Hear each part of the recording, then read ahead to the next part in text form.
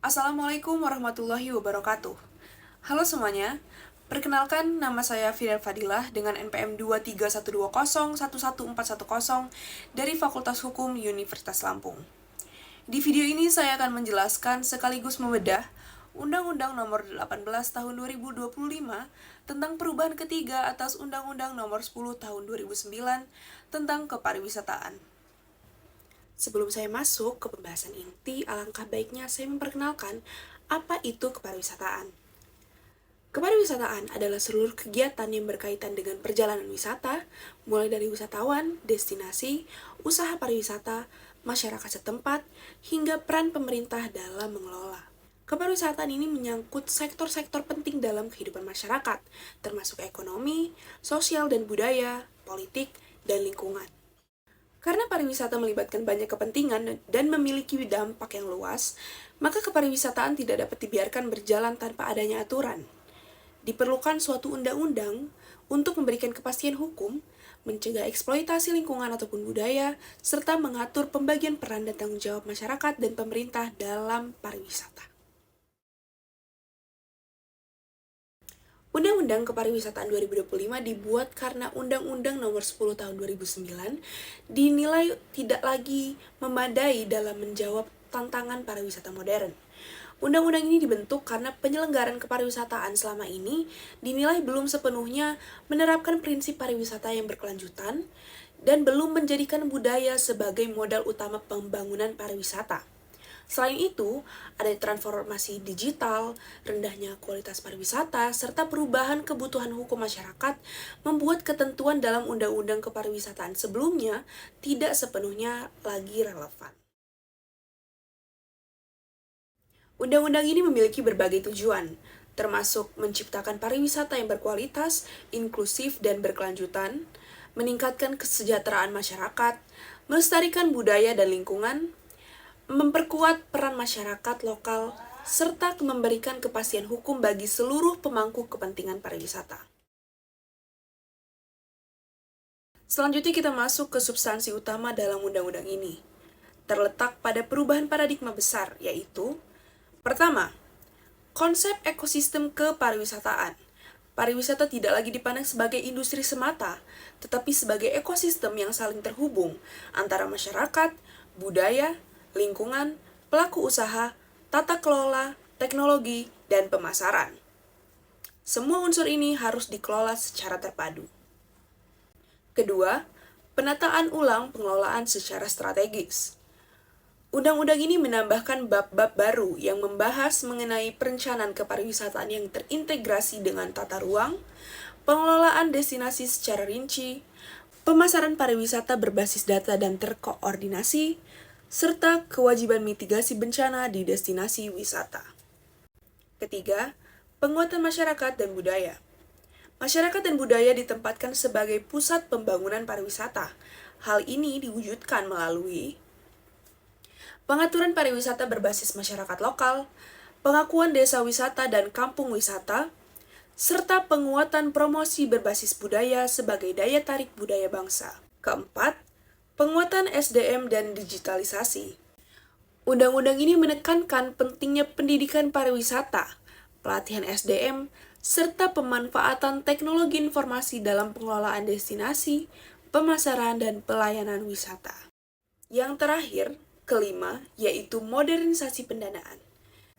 Undang-undang ini memperkenalkan mekanisme pendanaan inovatif melalui pungutan wisatawan mancanegara untuk mendukung keberlanjutan sektor pariwisata.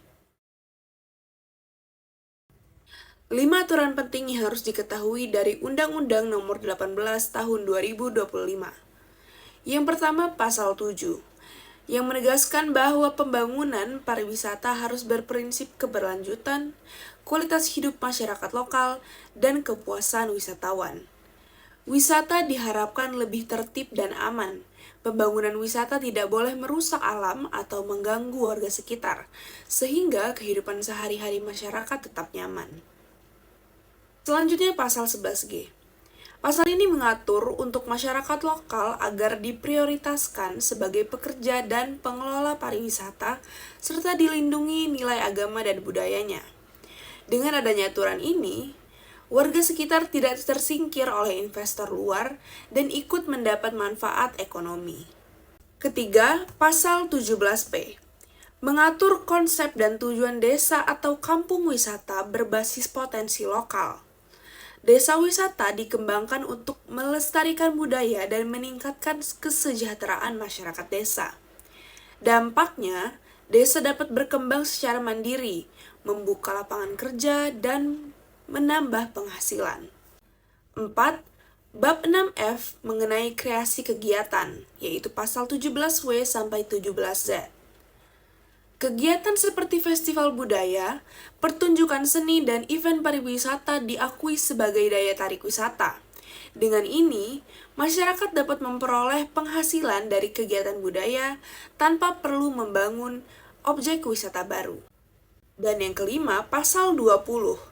Ini menjamin hak wisatawan atas informasi, keamanan, layanan kesehatan, dan fasilitas ramah disabilitas. Dengan adanya aturan ini, pelayanan wisata diharap meningkat. Wisatawan merasa lebih aman dan nyaman, serta meningkatkan kepercayaan terhadap destinasi pariwisata Indonesia.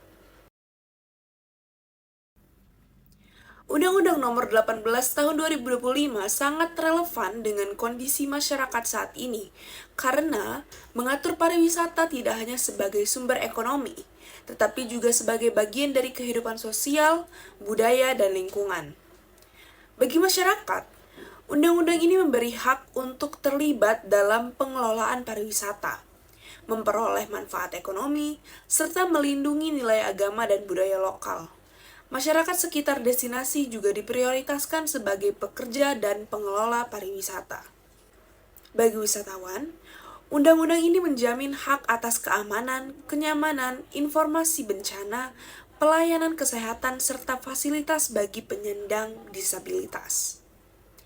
Dari sisi ekonomi, undang-undang ini mendorong pertumbuhan UMKM, desa wisata, dan industri kreatif sehingga membuka lapangan kerja dan meningkatkan pendapatan masyarakat. Dari sisi sosial dan budaya, pariwisata diarahkan agar tetap menjaga adat istiadat, kearifan lokal, dan kelestarian lingkungan, sehingga tidak merusak identitas masyarakat setempat. Yang perlu diperbaiki dari Undang-Undang Nomor 18 Tahun 2025.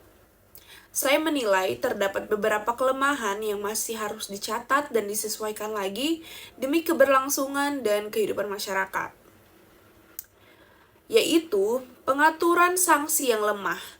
Bahwasanya tidak dirumuskan secara tegas dalam perubahan ini, hukuman bagi pelanggaran seperti kerusakan lingkungan atau eksploitasi budaya.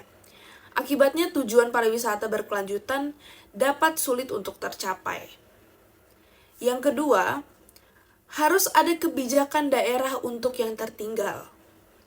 Masih ada potensi ketimpangan dalam kapasitas daerah. Kenapa? Dikarenakan kemampuan setiap daerah itu berbeda-beda. Tidak semua daerah memiliki sumber daya manusia yang sama, anggaran yang memadai, dan teknologi yang maju. Jika tidak ada bantuan atau kebijakan dari pemerintah, daerah tertinggal akan kalah bersaing dan manfaat undang-undang ini hanya dapat dirasakan oleh daerah tertentu saja. Selanjutnya juga diperlukan aturan pariwisata berbasis digital yang lebih disesuaikan dengan perkembangan zaman. Alasannya, saat ini promosi ataupun transaksi pariwisata banyak dilakukan secara digital. Tanpa aturan yang benar-benar jelas, dapat terjadi penyalahgunaan data, ketimpangan akses, atau dominasi platform besar yang dapat merugikan pelaku usaha lokal.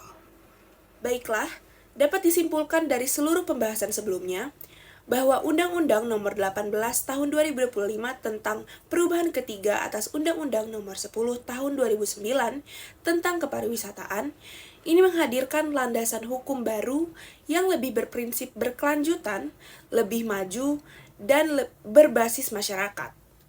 Namun, perlu diingat keberhasilan undang-undang sangat ditentukan oleh pelaksanaan, pengawasan, serta sinergi seluruh pemangku kepentingan. Demikian yang dapat saya sampaikan mengenai Undang-Undang Kepariwisataan 2025. Semoga apa yang saya sampaikan bermanfaat dan berhasil meningkatkan wawasan para penonton mengenai kepariwisataan di Indonesia. Terima kasih. Wassalamualaikum warahmatullahi wabarakatuh.